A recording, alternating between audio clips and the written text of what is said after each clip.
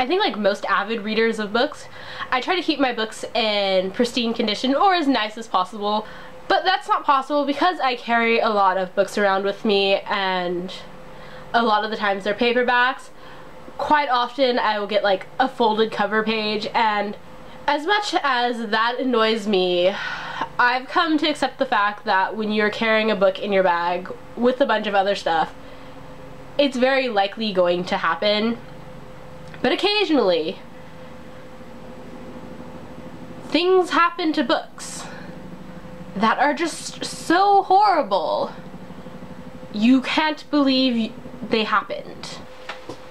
An example of this I no longer have the book for was my copy of Catcher in the Rye. I got the book my junior year in high school because I needed to read the book for my class, and I had been borrowing a school edition of the book.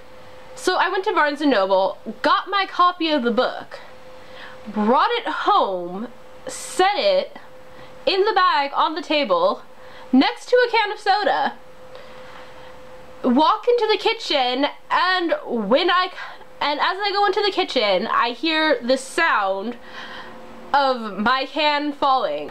So I rush out to find my cat had slid across our dining room table where I had set the book, knocked over my can of soda, and it had gotten into the bag, and literally the bottom half of the entire novel of Catcher in the Rye was stained in grape soda.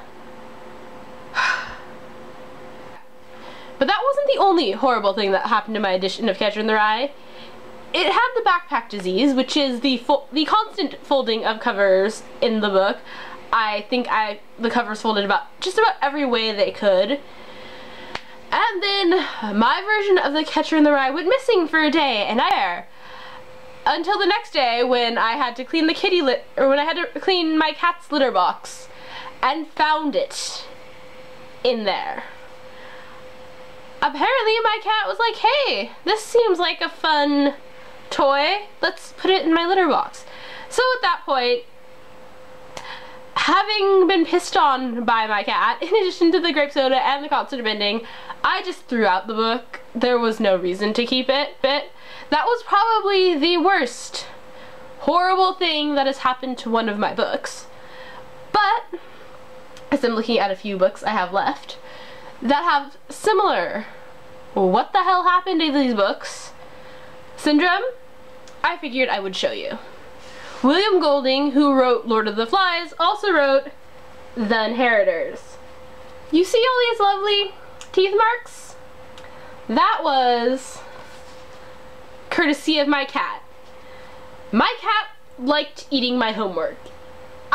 I know that's an excuse a lot of people like to use. My dog ate my homework, my cat ate my homework, my bunny ate my homework. But I have proof. I left my book sitting on the table, came back, found my cat on the table. My cat isn't supposed to be on the table, but yet she was. And she was munching on my cover of The Inheritors. I didn't like this book enough to go out and buy a new copy, but it's not bad enough to throw out, and it was proof that my cat really did like eating my homework. In my sophomore year of high school, as a student in English honors, I was given 2 books that I had to read over the summer before school started. One of those books was an abridged version of The Count of Monte Cristo. I really liked this book. So much so that I had the book in pristine condition by the time I finished reading it. And I was like, I will keep this book forever. So one day my sister asks me, hey, you know that book that you were reading for school, The Count of Monte Cristo or whatever? Can I take it to school as my silent reading book? And I'm like, sure, why not? My sister generally takes very good care of stuff. So when I finally got it back, it looked like this.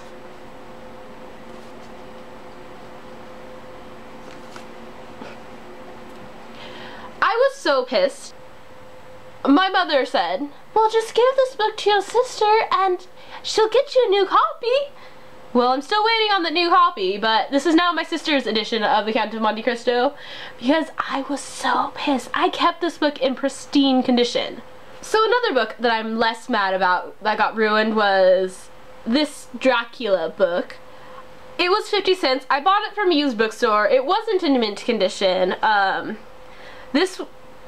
corners were missing, like this corner was missing and stuff, but this tear has actually gotten bigger, and the bottom of this book, apparently it got set in something and it just started, like, made the whole book kind of like swell. This is just like a danger of buying from a used bookstore. You're not going to get books in the best condition. It's taped with Scotch tape because the cover fell off as well.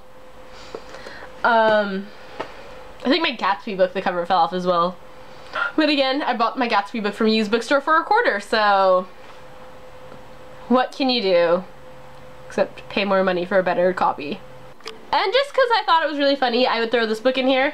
This is my edition of Homer the Iliad. Do you see a problem with it? But I just laugh every time I see this cover. Hey, hi Mr. Barcode.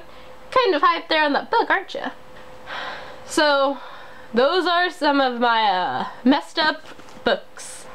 Until next time, TTYL.